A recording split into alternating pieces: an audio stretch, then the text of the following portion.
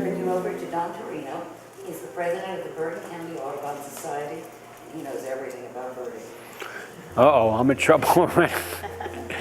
Good afternoon. Welcome to the first day of March.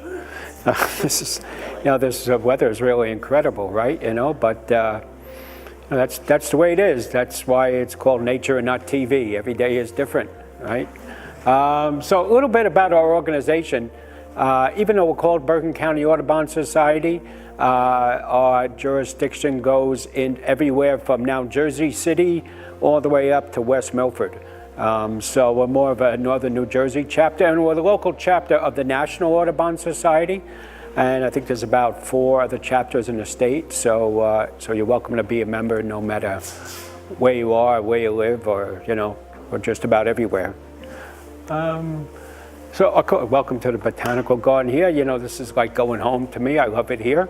It's really an incredible place, and join us each month. We're doing something, butterfly walks and bird walks and bluebird walks. So come out and learn with us. We want everybody to come out with us all the time and enjoy nature. That's what we do.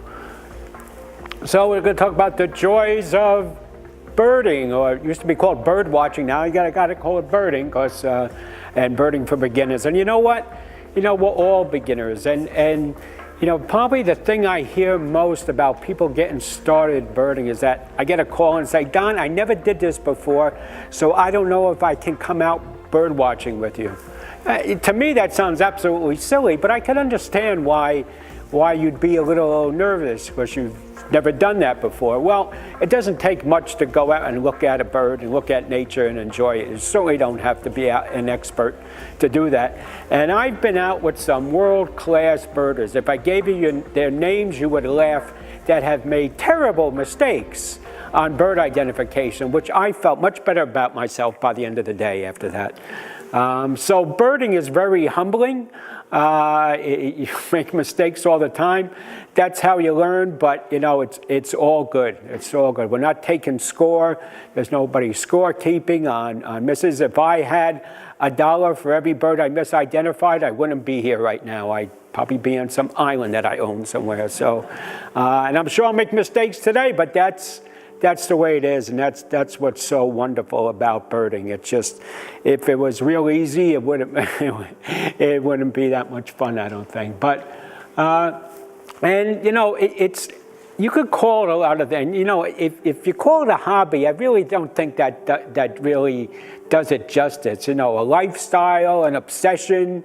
It's just part of who you are when you enjoy the birds and enjoy nature. And this is really just about how to do that.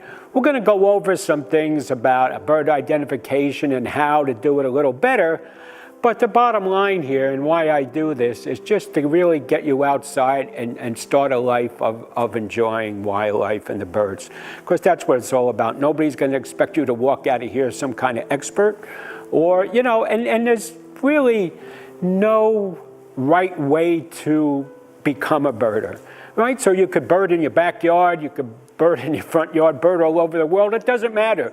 You're still just as much a birder as anybody else. So, so don't get scared. And the main thing is that just to enjoy it.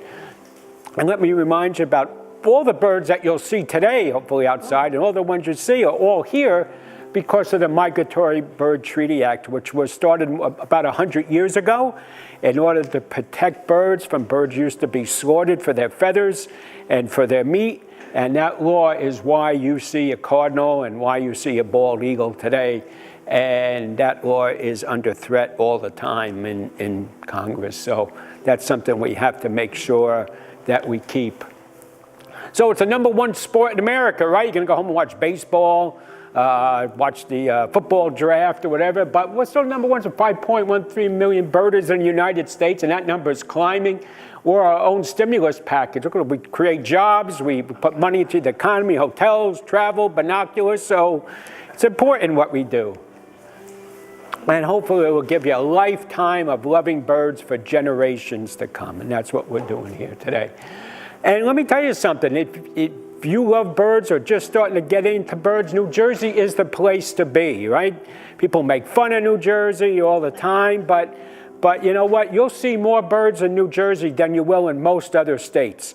We're number 3 or 4 as far as the number of bird species. So you can go to places like Alaska. Oh, let's go to Alaska. You're going to see more birds in New Jersey than you will in Alaska, more bird species. Because look where we are. We're right on the Atlantic Flyway, which is the migration route, the Route 46, the Route 80, the Turnpike, the Parkway of migratory birds. You're living right there. You know, everywhere from the highlands to the meadowlands to Cape May, the shore areas, all those different habitats in that migration route just mean many, many different species of birds. So it's so diverse.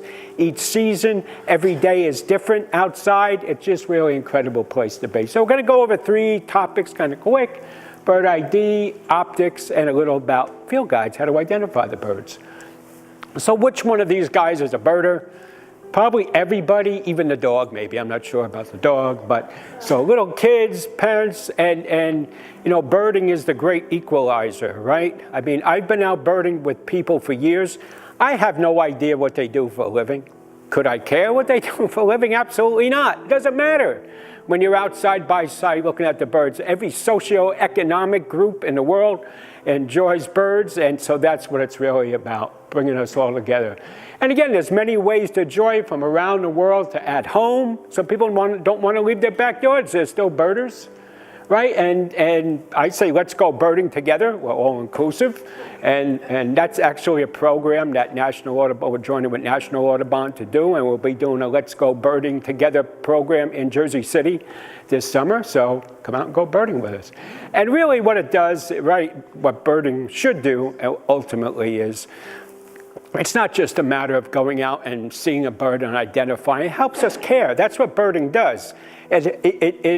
We see in real life, not on TV or a zoo, why we should be protecting birds like the bald eagle and like many other species. And that's ultimately what it does. And it connects us to the rest of the world. So when you could see a bird just days or weeks before was in the Arctic, or was in South America, and all of a sudden it's in your backyard or in your local park, nothing else that you can do as far as observing wildlife or being outside connects you better to the rest of the world than birding does. And ultimately, I think, really to each other. All season. Now, people ask me all the time, do you go out in the winter? Do you go out in summer? Absolutely, we're out all the time, all season. Rain, snow, it doesn't matter. And the saying among birders is you should have been here tomorrow, because, you know, fishermen say you should have been here yesterday. Well, you should have been here tomorrow with birders, because everything is changing.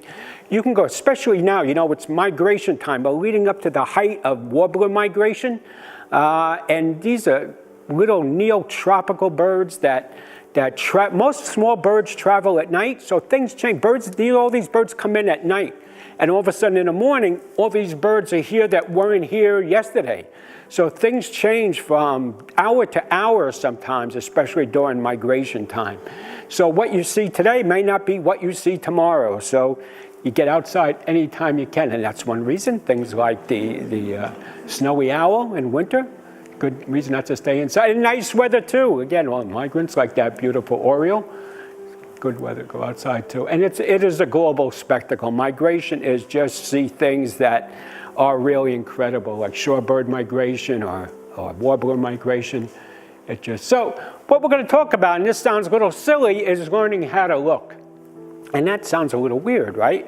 Well, I look, I could see, but we're going to teach you really how to look and how to make that identification, because that's where we are, right?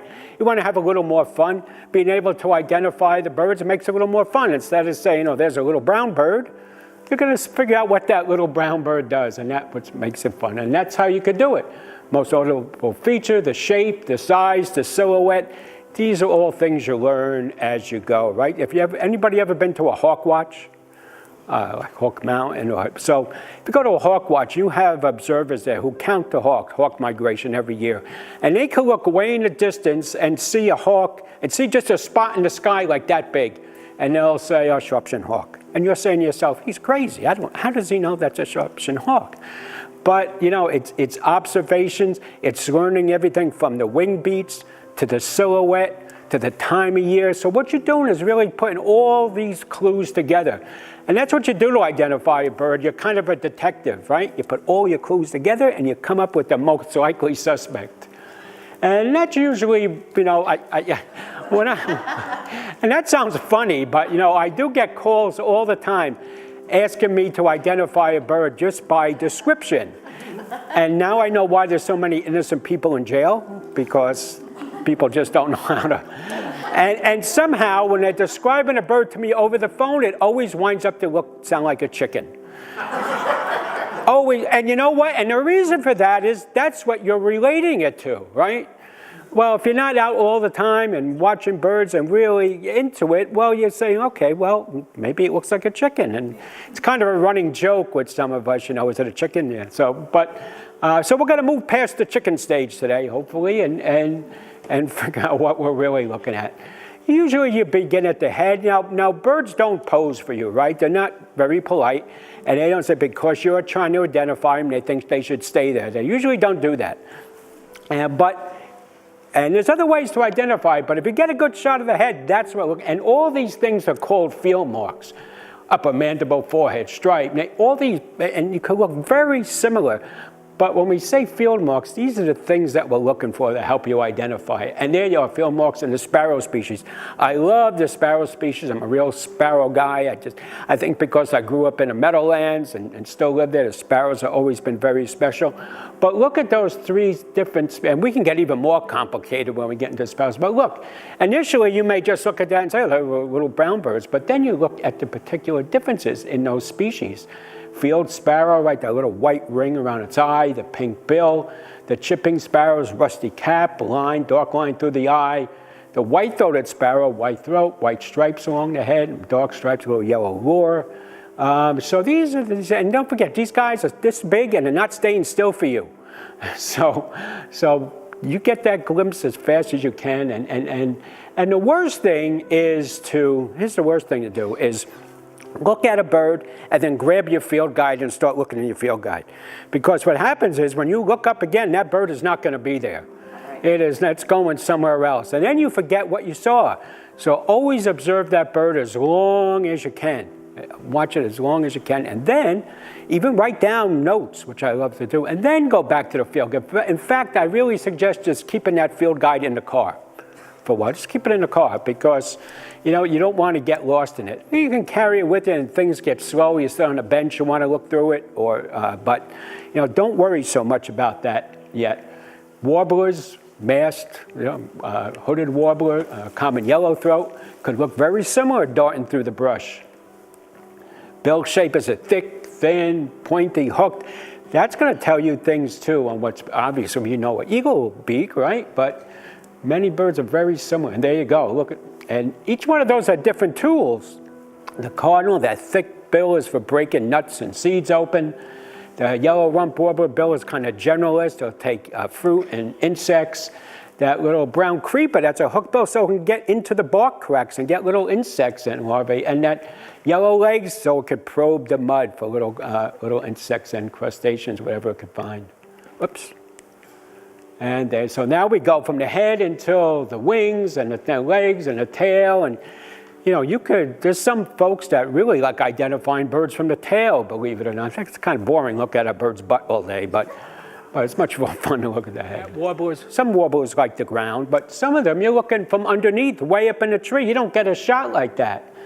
And that's what those same warblers look like. Could look like different birds, right? That to that, right? And there's even good warbler identification books that will just show them right underneath, because many of those warblers are 60 feet up in a tree. So imagine warbler time. You're looking at a bird that big that never stays still more than a couple seconds, 60 or 80 feet up in a tree. You'll be at the chiropractor by the end of. Wing color, of course, dark wings, right? Very similar. Scarlet tanager, cardinal. Wingbar, two very similar species, mockingbird, catbirds. What do you see? There's wing bars, right? Those wing bars are important for identifying species. Some have them, some don't. May not see the head that clear, right? May not get it. It may be real shady, but you'll be able to see those wing bars. So that's another clue you're looking for. Epaulets, and now some species, male and female, look almost exactly alike, or do look exactly like things like blue jay. Some species look totally different, not like each other at all. This is my favorite bird, by the way, a red-winged blackbird. Look at the male. You know why that's a red-winged blackbird, but look at the female. I mean, the female looks like a big sparrow, and that's even misidentified by a lot of expert birders because, you know, they're not sure what that is even from a distance. And that red-winged blackbird, you don't always see those red epaulets. They can cover those over. And all you see is maybe a little yellow, but when another bird comes, a competitor or a female, he wants to show off, he's going to lift those epaulets up and flash those red.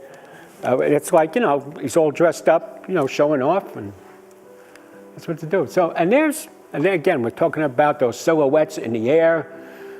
You know, that's how we get eagle, always straight out as narrow. Eagle is always like an ironing board. You're not going to see it like this. It's going to be straight out. Does it flap? Sure. But it's always straight out when it glides.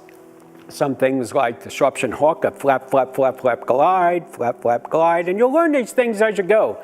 And just, again, you're not going to see the colors. You're going to see all those other clues they're going to put together. Falcons, that bent wings, long tails, short tails on similar species, Carolina wren, winter wren.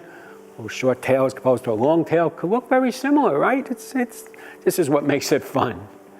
Forked tails on things like the swallows. And here, everybody has, and we get crows, and we get fish crows around, and we get ravens. Oh, we almost always get a raven when we're here. Now, of course, that I said that to you, we will not see one, so don't look for it. But how do I tell the difference? You know, a big blackbird, that's fine. Look at the tail. Look at the tail on that raven, like a triangle, like a wedge, right? Straight tail on the crow. That's how. Now, if you hear them, you could tell the difference. And for me to say to you that one bird is bigger than the other, what does that mean? Unless you see them together, it's meaningless, right? Raven's bigger than a crow. Okay, you know. Okay, thanks, but doesn't really help. But now there's fish crows and American crows, and really the only real way to tell is to listen to them. One's a real nasally call, and one's traditional call, crow call, as you think of a crow. And kind of the joke is you ask a fish crow if it's an American crow, and it says, that means it's not. And that's what a fish crow sounds like, Well, leg length and color, you know, we can go into the yellow legs, that's how it gets its name. The semi-palmated sandpiper as opposed to a least sandpiper. Semi-palmated has black legs, unless, of course, the least sandpiper has mud all over its legs and they look black too. So, backyard birds. Red-bellied woodpecker. Is the red-headed a backyard? Well, it could be. It could be, but the red-headed woodpecker is an endangered species in New Jersey. And that's one with the all redhead. So if you see that one should be reported to the DEP because that guy, unfortunately, is disappearing. And talk about how things change in nature, right? There's many birds that we'll probably see today and that we'll talk about, but one like the red-bellied woodpecker that wasn't here, 40, 50 years ago. A lot of birds, Carolina wren, tufted titmouse, the red-bellied woodpecker were not species that actually stayed here, that made it this far north. And now, because of differences in the habitat, climate's changing, there's birds that are here and at the same token, there's birds that used to be here that aren't here anymore. So things change. Things are changing in the birding world. This is two common species of woodpeckers, but look how you would look at it initially and say, I think they're the same bird, right? The plumage is almost exact, but can you see a difference in what? What do you see the difference? Beak size, right. So the one on the left is a hairy woodpecker, the one on the right's a little downy.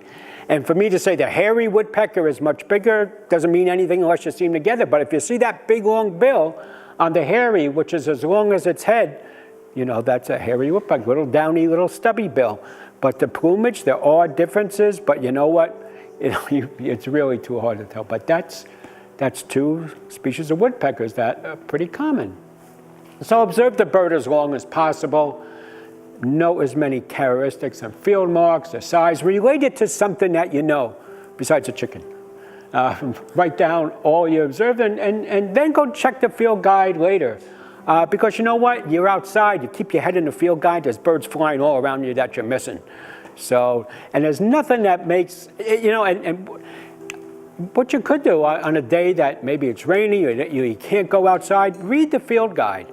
It sounds silly, but read the field guide. Go through your field guide, look at your apps, and just go through them, because usually something sticks in your mind. When you're outside, you say, hey, I saw that bird in the field guide. You may not remember what it is.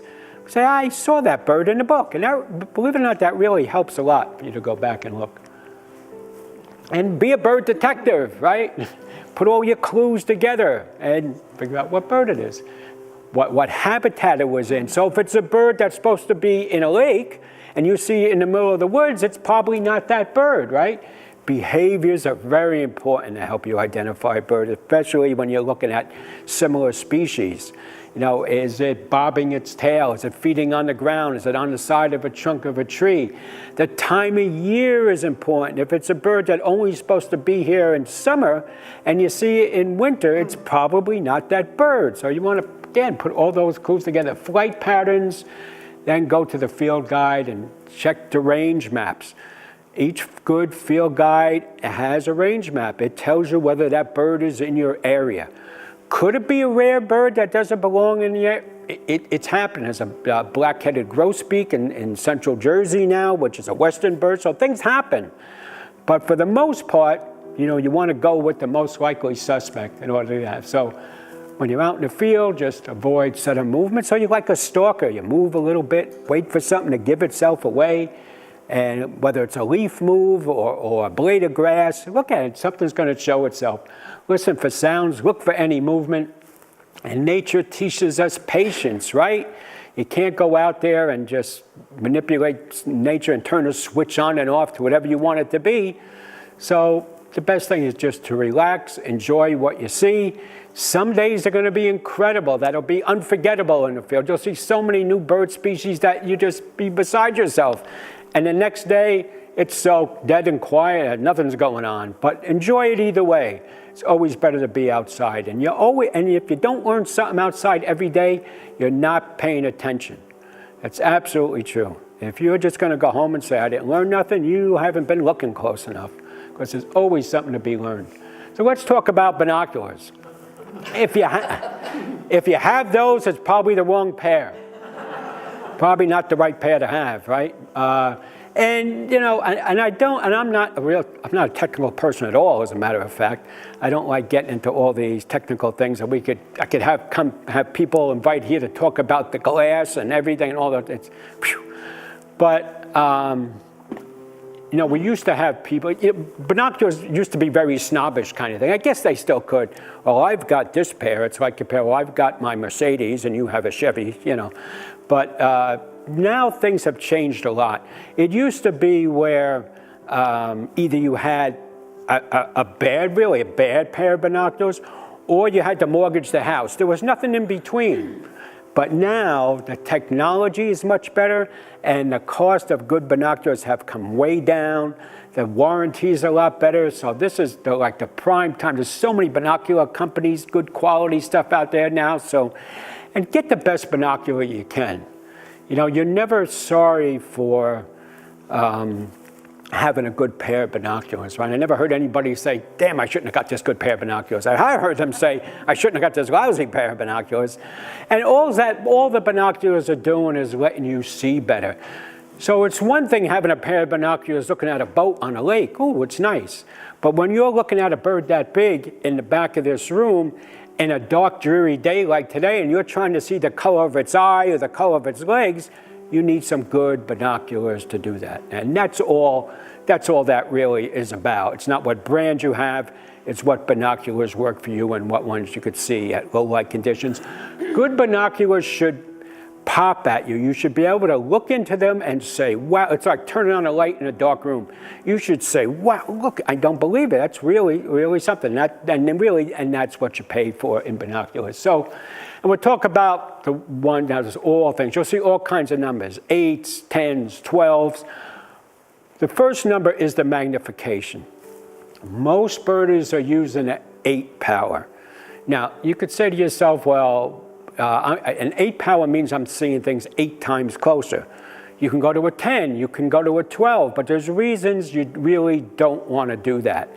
And the reason is that it's not always better. So usually the more powerful you get, you start to shrink the field of view. If you shrink the field of view, now if I'm looking at a little bird darting in a tree, I want a wide picture. I want to be able to find it, right? If you got a smaller picture, even though it's magnified more, it's much harder to find. So all things being equal, 8 powers is the way to go. A 10 power will shrink the field of view. It'll take longer to focus, which is the depth of field thing. So if you got to focus on that little bird, you're turning the wheel a lot less for 8 power than a 10. And I don't think with technology, that loss of brightness is not so true anymore. I think you used to go to a 10 and they would shake and be unclear. They're great too. I would say if you were at the Meadowlands all the time and looking way out, a 10 would be fine. But if you want to go from a place like the Meadowlands to the celery farm to here, in other words, if you're going to have one pair of binoculars, make it an 8 power is really the way to go. The next number is the size of the objective lens. Here, I'll put my binoculars on and I'll show you. And it's the size of the objective, means this lens here. Right? So the bigger lens here, now some people worry, well, I want a little light pair, but you're looking through a hole that big. So think of it like an owl's eyes, right? The bigger lens there, the more light it gathers. The more light it gathers, the brighter picture you're going to have at low light conditions. And after all, you're either birding in the shade, birding on days like this, early in the morning, towards evening, you need that brightness. So a 42 is the way to go. Could I go to an 8 by 50? They do make them, but then you start adding more weight. So 8 by 42, I think, is really the way to go when you're looking at new binoculars. Size and weight, that's probably a little big. But, try them out, right? Put them in your hand. What I think is a wonderful binocular, you may say, I can't see through those, Don, because all our eyes are different. So either before you buy them, try your friends out, go into a store that lets you take them outside, because anything looks good in a store with a lot of lights. You can't tell. You want to really go outside and try them out, do a little research on them. Warranty is very important, very, very important. So these have a lifetime no-fault warranty. I could run them over with my car outside, and I could bring them back and they're going to fix them or replace them, no questions asked. And that has nothing to do with the price that you pay for them. I can go get a binocular for $2,000 or $3,000. I run them over my car, you're stuck with them, buddy. So always research that warranty. They should be waterproof, they should be fog-proof as a given. This is stuff years ago you had to pay big bucks for. Now you can get a $100 pair of binoculars that's waterproof and fog-proof. So. You don't want to be out on a rainy day and all of a sudden there's water in your binoculars in the room. That doesn't mean so much you're going to dunk them in water. It just means that when it's raining, the water isn't going to get inside. So it's an investment. But, as things go, there's a lot more expensive things to do out there. You could be playing golf, going to the bar. It's a lot more expensive. And now, the old Poro prisms used to be what was 99% available. The roof prisms were really so expensive that, again, you couldn't afford them. But now, just about everything's a roof prism. The roof is much more streamlined, easier to use, more durable, it's going to be harder to find. Nothing wrong with the Poro prisms. That means they're less, you could see through them less, but just the roof prisms are just a little easier, I think, to use. If you have eyeglasses, in the old days you had to fold the eye cups up and down. Now you just get to screw them up and down. And so that means if you use them with glasses, you keep the eye cups down because otherwise your eye is too far away from the lens and you'll get black rings. So keep the eye cups down. You should be able to, and you want at least a 14 millimeter eye relief. When you buy your binoculars or look at them, it'll tell you what the eye relief is. You want 14 millimeters or bigger. And that's just easier for you to use. But again, try them out, see what's comfortable, and that's it. And there's a we can go outside. Hopefully it's not raining out there. We can get a little walk in anyway. There's a diopter on the right side. And so what you're doing is focusing that in for each individual eye. You only have to do that once. If your friend borrows them, he may have to readjust it. But so you're focusing your binoculars on anything you can. Then you're closing that left eye, using that little diopter till you see a nice clear picture, and boom, you're done. Because not two eyes are the same. So that's the reason for that. And I think every binocular just about has a diopter. On the diopter, when you focus the right eye, and then you have the main adjustment right in the middle, that focuses both eyes? Yeah, yes, yeah. So all you're doing is diopter once. You just focus. So what you do is you're just looking through it and you're focusing in binocular as the best you can, right, on focus. And then you close that left eye to close your eye or cover it. And then you're looking at the same thing, and then you focus that diopter so it's a clear picture. Then after that, you're always using the center focus wheel. Like the eye doctor. Right, right. And so there's other things you can get. You can get binoculars that focus, close focus to 5 or 6 feet, which is kind of nice for looking at other things, flowers, butterflies, reptiles. Waterproof, fog-proof should be a given. Neck strap a harness. If you're worried about them being a little heavy, then there's harnesses that are like an opposite backpack that'll take any stress off your neck and just go on your shoulders, which are very nice to have. And again, that warranty is, you know, I wouldn't buy a pair of binoculars unless I had that no-fault lifetime warranty. You know, and some more companies are doing that because it's become very competitive now with so many binocular companies out there. But, you know, so you could have a lifetime against manufacturer's defect, but you want a lifetime no-fault warranty. And there's ways to use them, right? And so this is what you don't do. You look at a bird, and then you look down at your binoculars, and then you look up, and guess what? The bird is no longer there. So stare at the bird, whatever you want. Then bring the binoculars up to your eyes, right? Keep your eyes like this. Don't do this, because then you don't know where it is. Sounds funny, but, you know, and practice. Spy on your neighbors. Do whatever you like, but, you know, get comfortable. You shouldn't.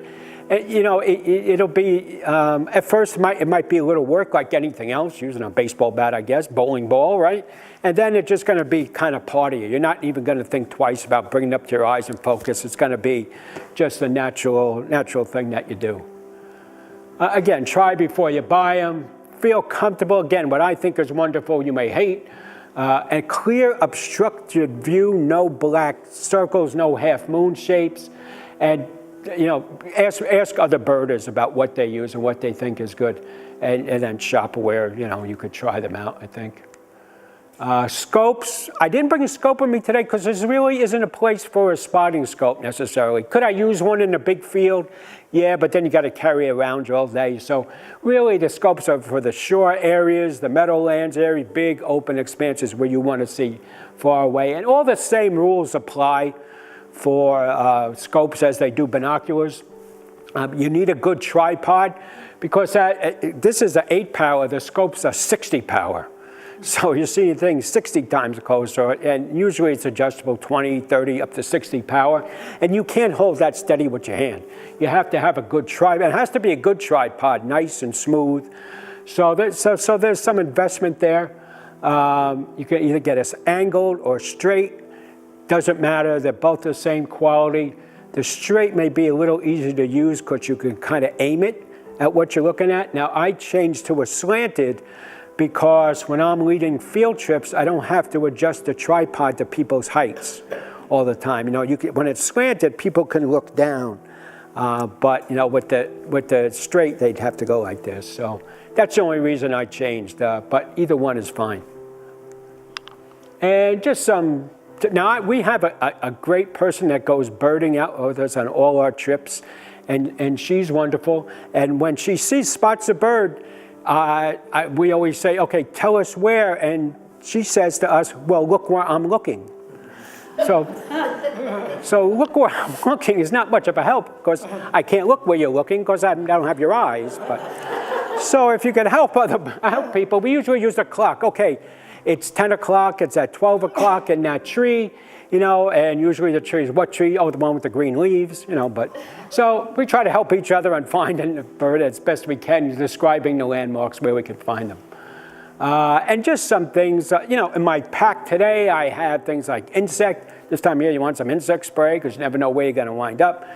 Specialty field guides that we'll talk about. Warblers are coming up, so I got a special field guide in my pack just for warblers. Of course, I got my apps on my phone, but you know, have extra jackets or layers in the car. There's nothing wrong with that. That's a good idea because this time of year, especially, weather is changing dramatically, and it's a big difference from weather if you're out 6 o'clock in the morning than it is at 12 o'clock, right? So keep a vest in there and you know, common sense things, but you never know. If you're just starting outdoors, these are all new things. And you're confused about field guides? Well, there's a lot of different field guides. And there's not one perfect field guide. And you could tell that if you go to my house. Well, I'll have about 3 bookshelves full of field guides. And there's at times, and we all have our favorites when we're out birding, and you know, we may compare 3 different field guides. And when you go home, you may lay out, you know, half a dozen field guides trying to figure out what you saw. And they're all a little different, but there's some better ones. There's some bad ones. There really is some bad field guides out there. And the apps are great tools. I love the apps. I use the Audubon's Pro. I use the Merlin. These are all tools that'll help you now. So it's much easier now. And you know, the apps are good. They're great to have. But you know, somebody said to me, well, I don't need a field guide. I have my apps. But you're not outside. You can't. You know, someday you will. But you know, there's the sun and there's rain issues. So you know, it's definitely a tool I wouldn't. But they have the calls on them. They're great.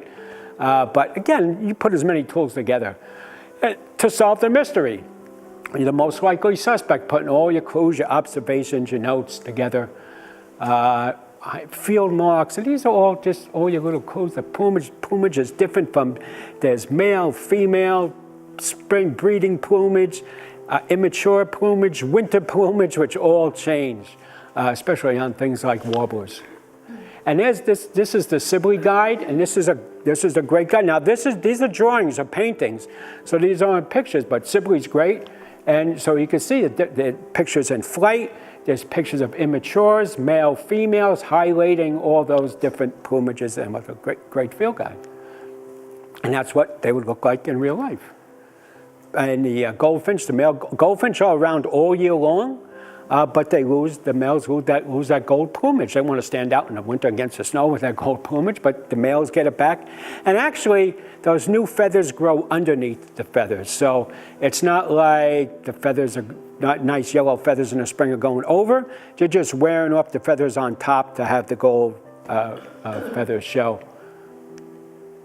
There's a Baltimore Oriole. This is the Peterson's Guide.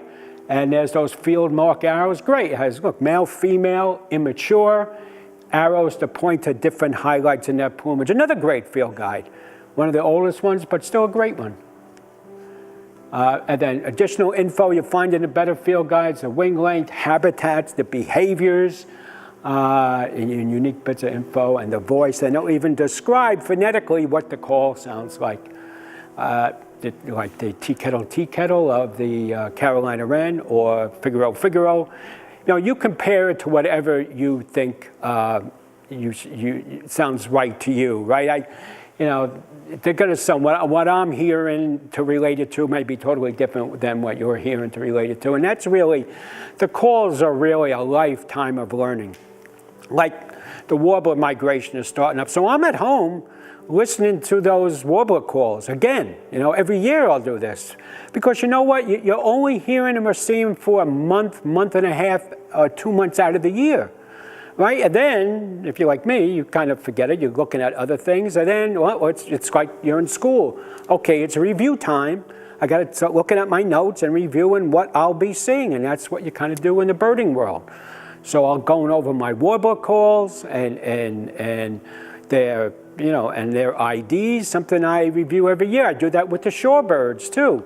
Shorebird migration starts up. I'm looking at the shorebird guide. I'm seeing what should be here now. The sparrow species, same thing. So it's always in a review. I don't know anybody who doesn't do that. You know, from You know, I know people like David Sibley and Richard Crossley, and these guys are hard workers at what they do. They don't, Scott Weidensaw, these guys are always still working to keep on top of their ideas. So and that's what makes it fun, right? That should be fun. So there's the range maps. You always want to see if that bird is in your territory. If it's a bird that's the map shows it's only in Texas, only in the West Coast, it's probably not the bird that you're looking at. I know we all want rarities. It's all fun, but you know, most of the time you're not getting that rarity. This is a good example. Orchard oriole, hooded oriole. Look how similar, especially the first year birds, the immatures. Oops, if I get the pointer on them there. Nope, the pointer's not working. Oh well. But you could see how similar they are. So you're looking at that bird and you're saying, okay, which is it? Which is it? Well, I'm going to look at my range maps. So which is it? You're seeing the orchard oriole. If you're seeing the hooded oriole, you're going to have birders come from 100 miles to come see that. So go back and check okay, you look at that range map and you say, oh, no, it can't be it. It's got to be the other one. But that's how you're putting all your clues together.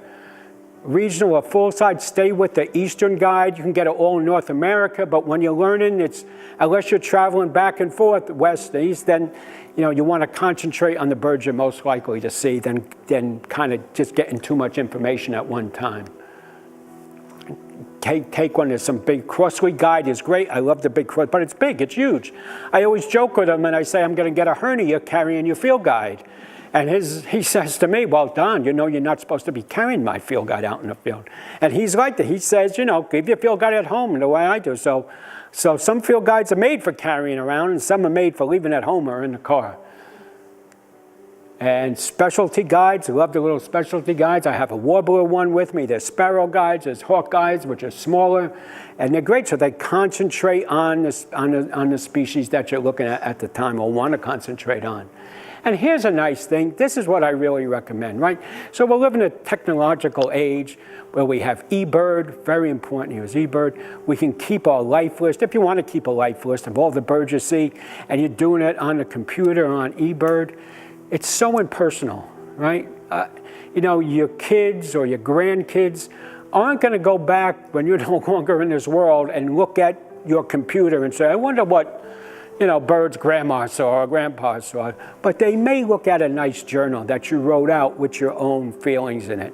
So if you have the time and you keep a record of your birds, write the bird down and write something personal about what you thought that day when you saw the bird. And keep that book. It's such a big difference because your computer stuff is going to be lost to the ages, somewhere in cyberspace.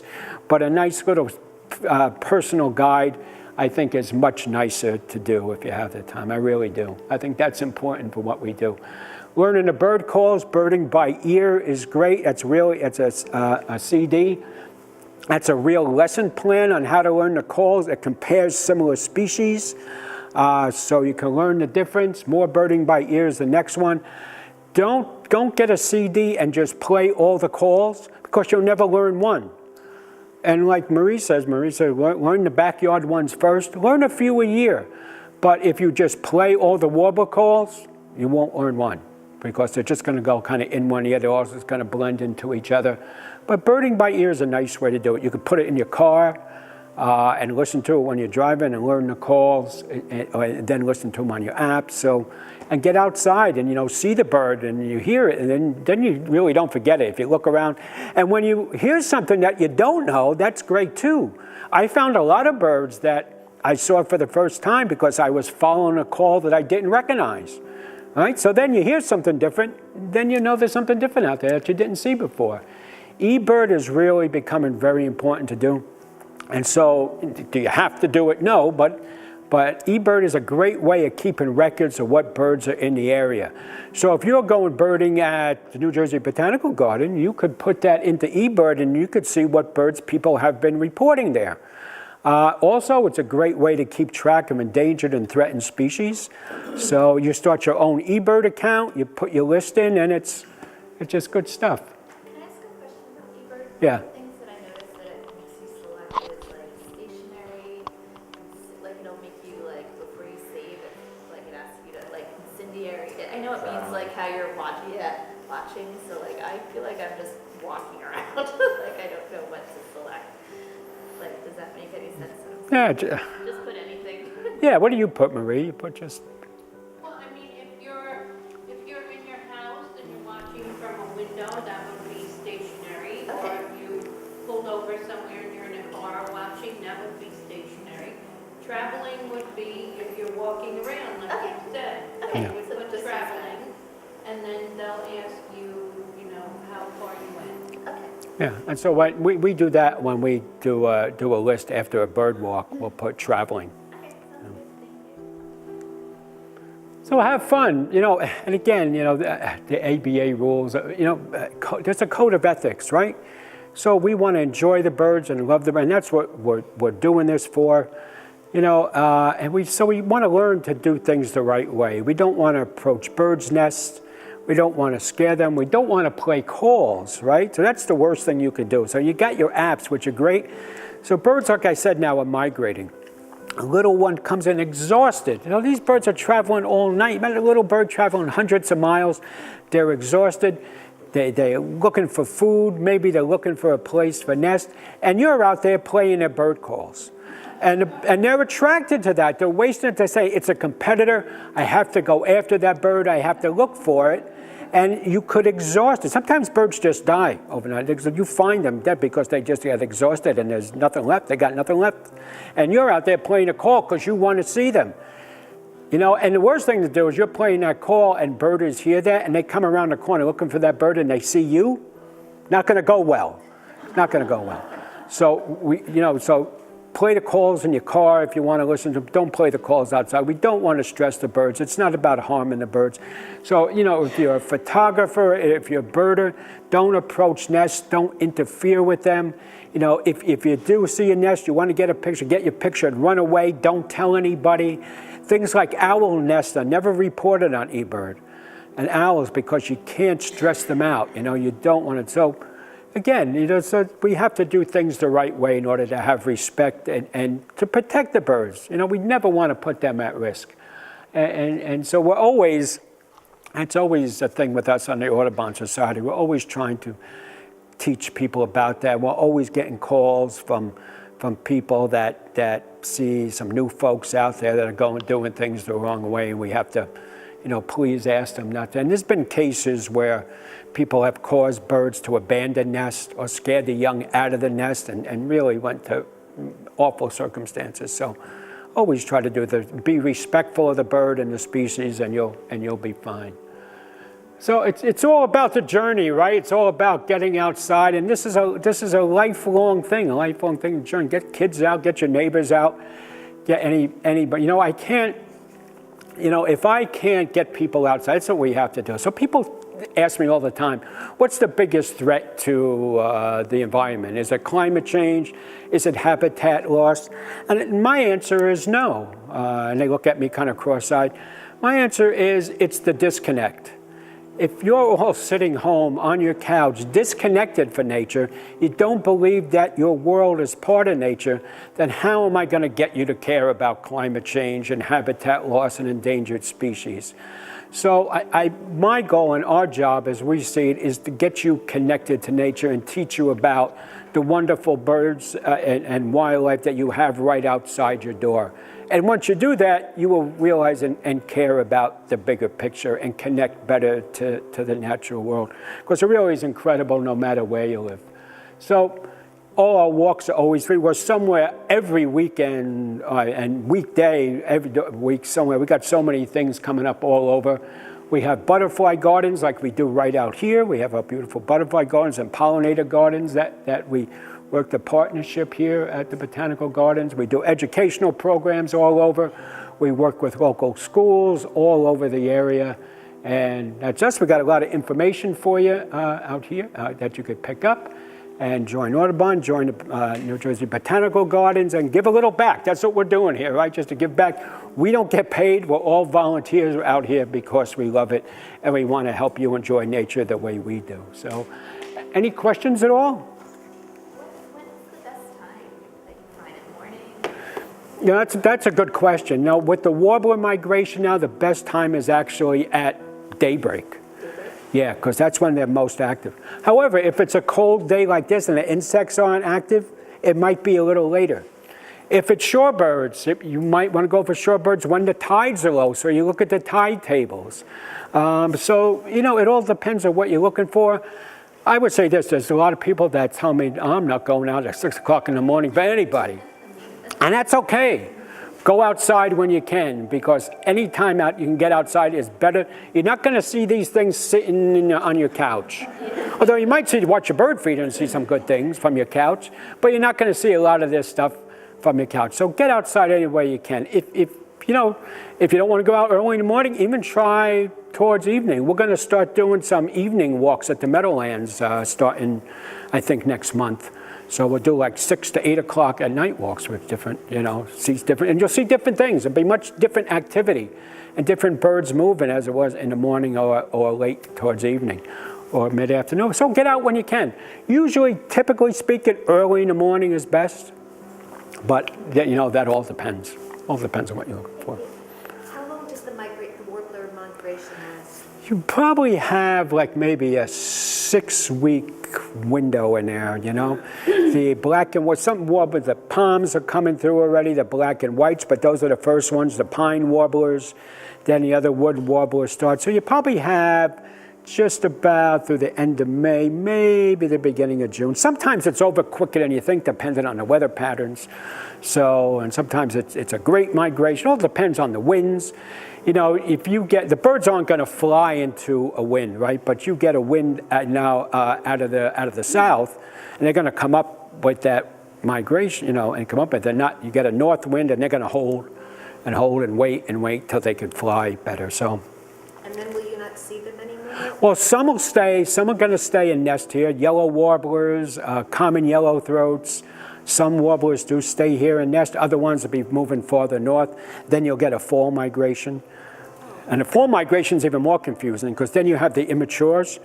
They look totally different than the parents do. And then it gets even more confusing. And then, then it makes you crazy. So, yeah. I saw some black and white warblers down in Florida, I guess in February and March. And I just saw some in our backyard There you go. the other day. Yep. Is he still going north? They're still, yeah. The same one? It's the same. It could be. It could be. You never know. Well, people go on vacation in Central America. They're seeing all the birds that are waiting to come up here. So yeah. So some are just moving through will breed north of here, maybe New York State, New England, up into Canada. Some are staying here. There's some that don't come much farther. So migration is almost always happening. There's something always moving. It never stagnates. Some species is always moving somewhere. But you have typically spring and fall is the most movement, but it's always happening. It's always happening. Anybody else? Okay, so what we'll do is I'll shut all this equipment down and then we'll go outside and walk. I think it's okay out, right? We'll walk around and see what we could find on this gloomy day. Thank you. Thanks for coming.